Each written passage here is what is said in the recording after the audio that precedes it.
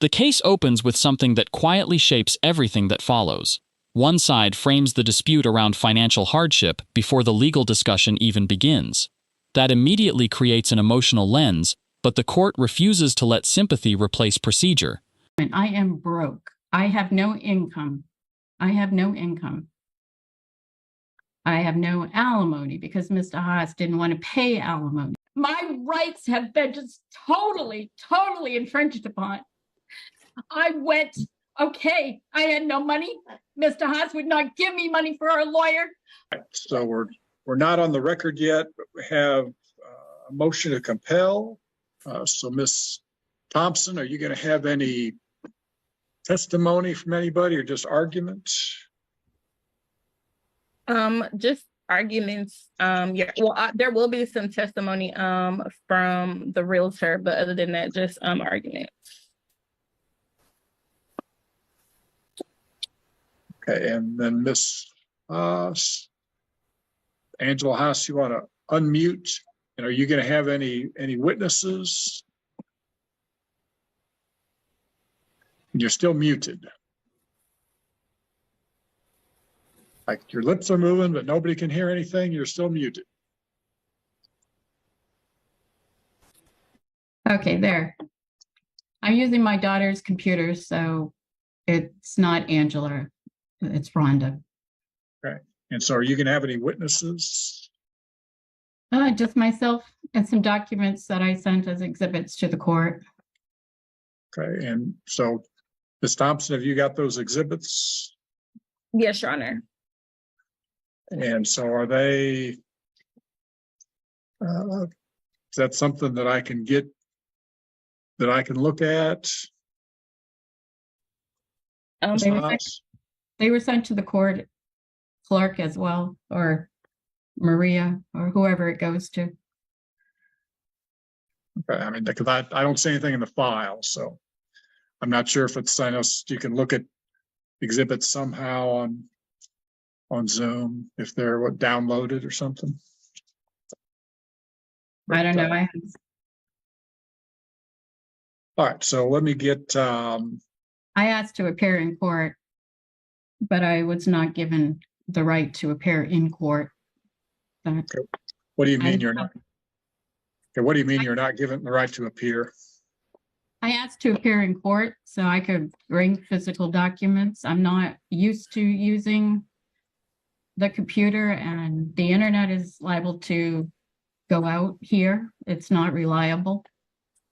So I was not given that right. But anyways, I did send the documents. I don't know. I'm not that computer savvy at the moment. I don't have access to all of these things, but I did send copies of the documents. Okay, well, I don't have any of those, and you could have shown up, and we're going to go ahead and so Ms. Thompson and Ms. Haas, get your witnesses. Let me get them to raise their right hands. Okay, do you and each of you solemnly swear the testimony you're about to give will be the truth, the whole truth, and nothing but the truth, so help you God? I do. Yes. And Ms. Belusic? Oh, and Ms. Belusic, you're muted.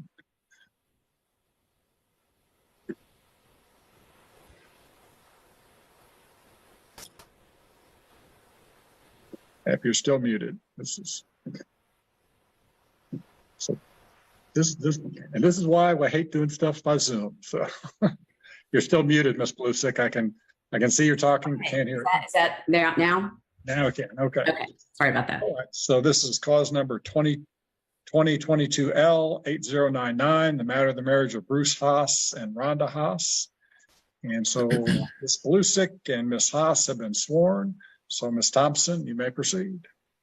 Your Honor, so just briefly, I'll give an opening. So we were here before you a few months ago on a motion to compel to sell what was the marital residence. And we set some amounts and we set a stair step, and the house still has not sold. And Mr. Haas is still being 100% responsible for all of the bills, utilities, and maintenance in the house. And at this point, there is an offer on the house from, I believe, an investor, and that amount is a little bit lower than what we set when we were here last time. So we're asking the court for permission to drop the price of the house so that the house can go ahead and sell. If you recall the last time we were here, we've already talked about the stall tactics and the techniques that have been used so that Mrs. Haas can continue to live for free. And so we're asking the court to put a stop to that. And then, and I see here that the drop 45 and 530. So what is the offer you have now? I believe the offer right now, Your Honor, is between 475 and 500. It's 480,000. Okay. All right. So do you want to call a witness, Ms. Thompson? Just Ms. Belusic. Yes. Okay. You may proceed. Ms. Belusic, and I'll just be really quick. You are listed as the realtor of this property, correct? Correct. Once the discussion shifts to the house, the legal strategy becomes much more focused. The attorney avoids broad accusations and narrows everything to one practical objective: getting the property sold. That approach removes distractions and forces the court toward a decision instead of another debate. And how long have you had the property listed approximately? 87 days. Okay, and for the original order that was presented to the court, you followed the prior order with the step down amount? Correct.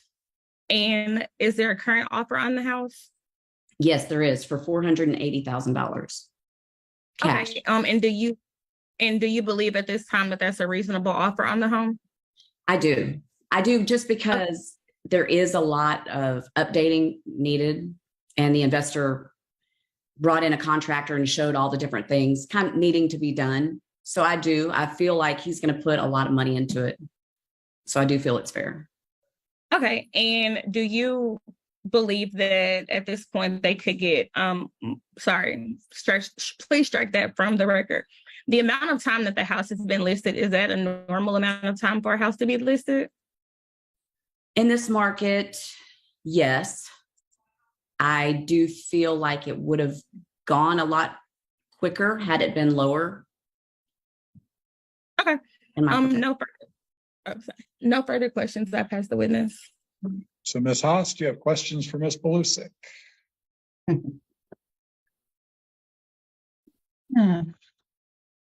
Well, yeah, okay, Ms. Belusic. If you were to look at the outside exterior of the house and the landscaping and whatnot, is that what you would find standard to putting a house on the market for sale in our area? No, I mean, it definitely needs curb appeal. And trimmed up, yes, it needs definite curb appeal. So in your assessment and looking at the landscaping just on the outside, not to even look at what needs to be done with the house, the landscaping on the outside is not what it should be. Yes, ma'am. Thank you. All right. Anything else, Ms. Thompson? Nothing further, Your Honor. All right. So Ms. Haas, do you want to give some testimony? I would, yes, I would love to. In this whole divorce situation, there's been a lot of things going on that have happened that are in shady, for what I say. The last time before I appeared before court, I had gone in to get some information to properties that have been sold in the area. Your Honor, I'm going to object to narrative and to relevance. Number one, this issue's already been litigated and none of the testimony being presented is what we're before the court for today. Excellent. It is very important. Can I continue? There are objections sustained, so you can continue. It's going to depend on what you're going to say. Okay. Well, let's get right down to the issues at hand. The property in question that is being sold or trying to be sold to an investor. Okay. My name has been removed from the title, the record of title in Austin County. Someone has not. I'm going to object to relevant The documents are missing. The documents are not there. What Why? document are you talking about? Right now, my husband is shown to be the only person on the deed. I sent a document to the court showing the loan papers, that I am to be on the deed. So The documentation is- have you looked in the clerk's office for the deed to the property? Bruce Haas is here. He has the document and he could testify to the fact that it was sent to him with his No. name only. Do you have a copy of the deed where you I and your do not husband at the obtained the moment. property? I do not at the moment. I am broke. I have no income. I have no income. I have no alimony because Mr. Haas didn't want to pay alimony. So when we went to Again, I'm gonna mediation, to relevance. We're going to go off the record. There's no way we can do this on the record. So instructing the court reporter to stop. So you don't have a deed. Why do you say your name is not on the title?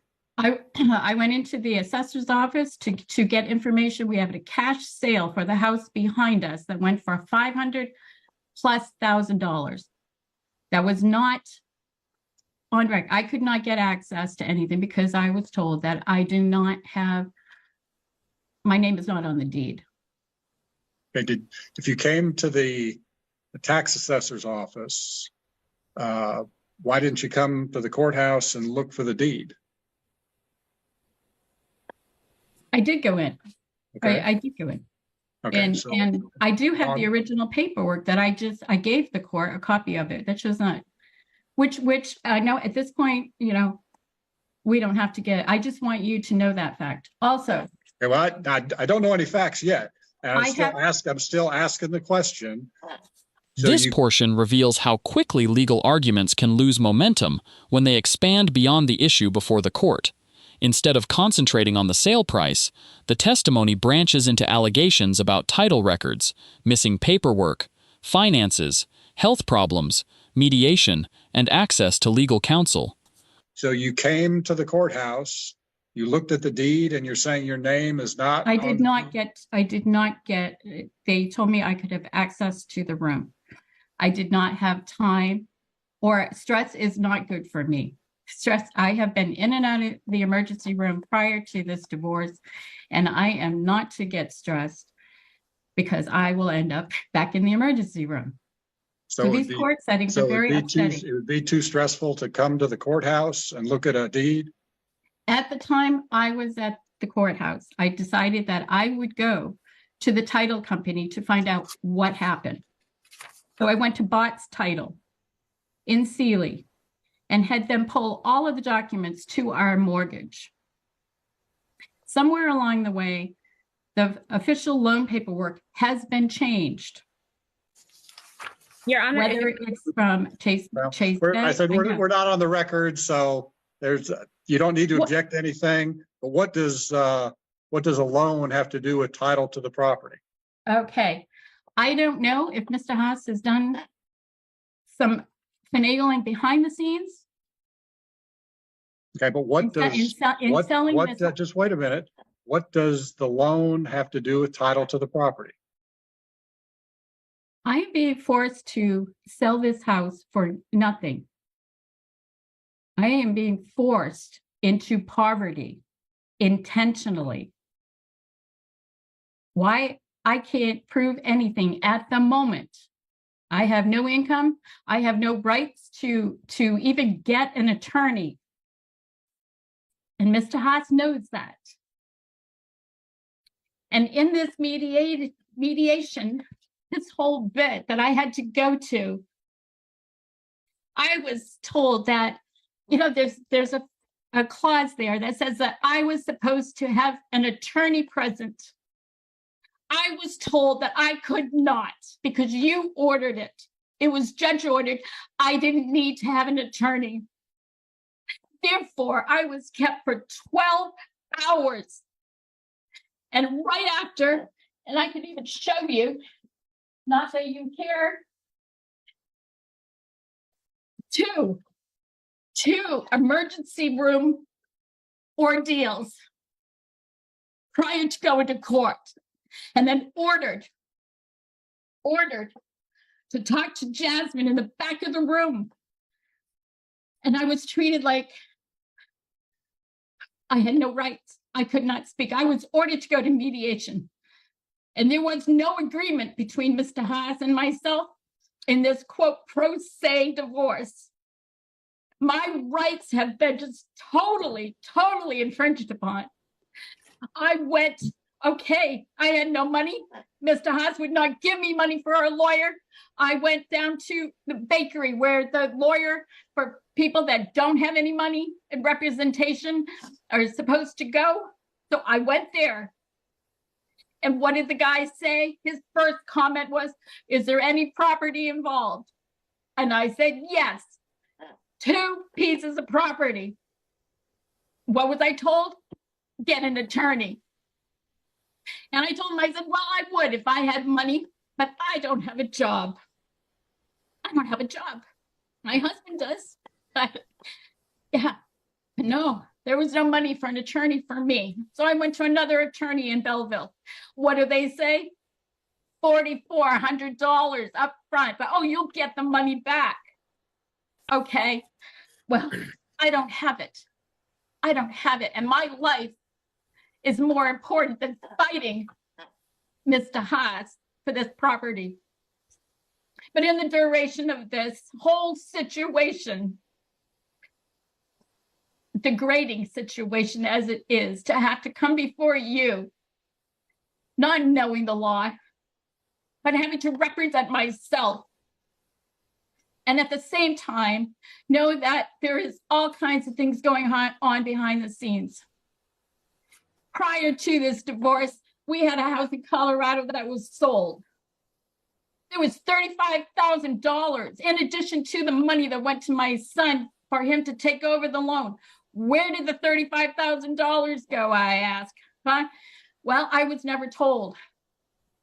Mr. Haas says, well, it went back into whatever.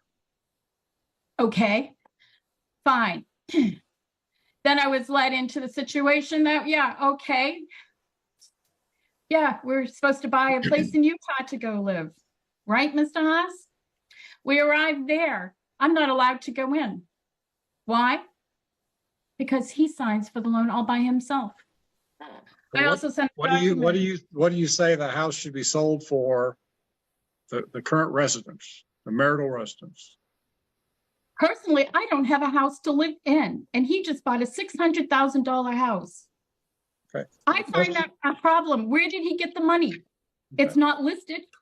He says retirement. The question today is, what price should the house be sold at? We went from 560 to 545 to 530 without any offers, and now there's an offer for 480,000. Yeah, and it's funny. Yeah, there were some people that came to the house, and I couldn't even find out who they were in my house. The courtroom reaches its biggest strategic divide here. One side keeps looking backward, trying to reopen decisions made during mediation and the divorce decree. The judge keeps looking forward, concentrating on whether the property can finally be sold. They were looking for documents. I know they were. I can't prove it. But you can ask Miss Belusic, because I called her. I recognized a truck that had driven up to my house asking about a truck that my husband supposedly owned, but my daughter owned it. So I don't know, maybe you can add some information to this, Bruce. Okay, what is the price that you think the house should be listed at now? Well, given that he won't do any repairs and he won't do the landscaping to the house is not worth much in this market. I have tried to come to an agreement with him to change the percentages on the sale of the house, but he won't budge. I personally think that the percentages for the sale, I want out. I want to be completely rid of my ex and his control and his harassment. It's been nothing but harassment in this court. And I had asked you before I signed the divorce, would I have to play this game that he has before me if I sign this? How many times will I be in the court? And you said, well, if he has a legal situation. So here I am. harassed by Mr. Haas. So Okay, I so would like, we had I the- would like Okay, to wait, get just wait a this sold. second. So back in December of last year, so about what, 11 months ago or so, there was a divorce decree signed. And we had procedures in here to sell the house. The house is not sold yet. And I know. that's the issue today. So what But are the- you saying the value of the house is that it can be sold at? Well, the mediated settlement and the agreement at that time was that the house would be listed for 700 and something thousand, with the fact that Mr. Haas and Jasmine picked out that price because they insisted it could be sold for that. So everything within the agreement of the mediation was based on the sale of the house being at 700 and something thousand. So what I would have earned out of the Utah property percentage was put to the house here. So of course, as the price of the house goes down and down and down and down, because Mr. Haas will not do anything to the house to improve the value of the house, I'm being forced to keep to those percentages that are not fair. So I ask you, in fairness, that the house, I can deal with the house being sold. I can go with it. It was, they came to a price. I had nothing to do with this price. It was worked out with Mr. Haas and whoever. But I can sell this house to the investor, but I think the percentages of what is coming from that should be increased on my part. I have no Well, job. I have been The sick. divorce was done back in December. So the time to change any of those numbers is long past. So if you're agreeing to sell the house for 480, then you can Yeah, sell the I house- know. sell the house for If I get 480. money for a civil case, I can take it to civil case, but I don't Okay. want to. Okay, so Ms. Thompson, what's it gonna take to get the house sold at 480? Can I defer to Ms. Belusic on that? All right, Yes, I mean, parties just getting the contract signed by the sellers and presenting it and getting it done. It's a cash deal, so it will go very quickly. My concern is her having time to get out of the house. Plus, I have no money to move, so that will have to come somewhere up front, or I'll have to have time after the closing. I have no money. I have no job because of my health. So Your Honor, if I can just add, Mr. Haas has been footing all of the bills for 2 years in the residence. And we've known for at least a year now that we were going to sell the residence. that's right. And my health has been not well. Has it, Bruce? okay, so Ms. Blusick, where should people appear to sign the contract? I can do electronically for Mr. Haas, and I can meet Mrs. Haas either at my office or I can go to her house. However, whatever's easiest on everybody. All right, so Ms. Haas, what's easier for you to go to Ms. Belusik's office or for her to come to the house? I can go to her office. I don't really have much of a choice here anyways. All And right, let me- so from the beginning. when Ms. Belusic, how quickly can the contract be ready? I would say tomorrow. I will try to have it. I need to talk to the other agent, but I would say by tomorrow there should be no problem. That's- Tomorrow, say maybe noon. So on Thursday, September 28th at noon. All right, so then Ms. Haas, can you get to Ms. Belusik's office tomorrow at noon? I can. And when do I have to have my belongings out of here? Well, I guess first thing is you to sign the contract, and is there a closing date as part of the contract, Ms. Belusic? Originally on the contract that was sent to us, it was October 6th, but they didn't expect that it was going to take this long. So I can get that extended. All right, so I guess if you get with the other agent and come up with some other closing date. Sure. So, mid-October, something like that. Okay. Yes. So there'll be a date in that contract, Ms. Haas, and sometime mid-October. The hearing changes direction the moment practical solutions replace legal complaints. Instead of debating past conflicts, everyone begins discussing signatures, closing dates, and how the transaction can actually happen. That shift is significant because judges often reward progress over prolonged conflict. All right. So Ms. Thompson, anything else? Nothing. I have a question. Okay. Will I get a legal paperwork with the right signatures on it? Official from the court? Okay, what document are you showing me? Well, I have this one for the divorce. And you have a copy of it I sent to you. Signed by Sue as well as Marcy Grimes, is that deputy? Okay, so they're from the district clerk's office. Okay, and then from the last court date that Jasmine never sent any information or any signed documents, I get this one. Somebody forged Miss Murphy's signature, and there is no deputy. Hold it still up to the camera so I can see. And why do you think that's forged?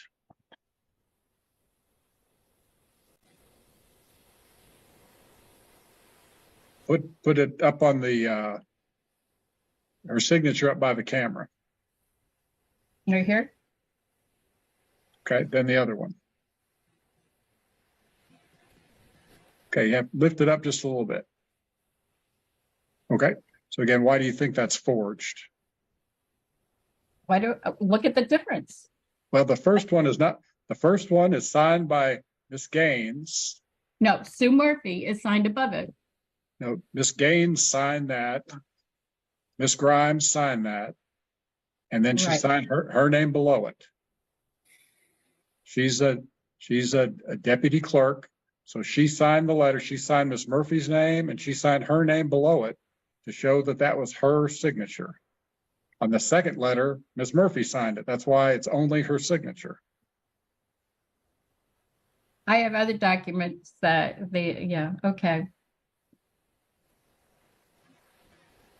Anyways. I don't have money for court and I don't have money to pursue who's doing what and proving what's going on behind the scenes. Unless I want a full-time career at some illegal activity going on. All right, so could you be at Ms. Blusick's office tomorrow at noon to sign the contract? Yes, I can be there. Okay. All right, so we'll go back on the record in just a second. So Ms. Thompson, is there anything else? Nothing, Your Honor. And Ms. Haas, anything else about the sale of the house? No, All right, and then Ms. Haas, you know where Ms. Blusick's office is? I do. Okay, so where is that? Yeah, it's in Sealy. I'll Where find is my it? way. Where is it in Sealy? I don't know. I'll find it. All right, so Ms. Blusick, what's the physical address? 402 4th Street here in Sealy, Texas, 77474. So did you write that down, Ms. Haas? No, I didn't. I'm sorry. I'm a little frustrated with the legal system as it is. Do you have a piece of paper? I know where her office is. I was there before and signed documents. I will find my way there. What time do I have to be there? At noon. At noon. All right, so go back on the record. All right, so we had some discussion off the record. It's going to be ordered that Ms. Blusick will prepare the contract for the sellers and list the sales price at $480,000.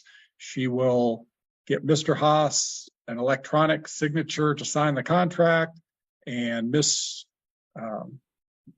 Rhonda Lynn Haas is ordered to be at Miss Blusick's office at 402 4th Street, Sealy, Texas, on Thursday, September 28th at noon. and sign the contract. So Ms. Belusic, will there just be one document that Ms. Haas needs to sign? It's about 30 pages. It's the contract and a few of addendums that go with it. Okay. So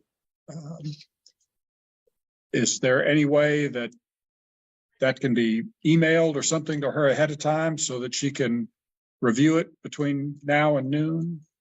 As soon as I get with the other agent and we get the changes done, as quickly as I get it back, I can send it to her, yes.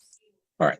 So then Ms. Haas, hopefully today you'll get email copies of all those 30 pages or so of documents. And again, you'll be ordered to appear and sign that tomorrow at noon. And again, Ms. Belusic, there'll just be one signature that's required for by Ms. Haas. Correct. Okay. All right. So Ms. Thompson, anything else? Nothing further, Your Honor. And Ms. Haas, anything else today? Nothing that will be heard. So I'm done. Okay. All right. So issued those orders and expect that all to be complied with. Nothing else, then I'll. The courtroom now moves entirely into enforcement mode. Debate gives way to instructions, addresses, appointment times, and document review.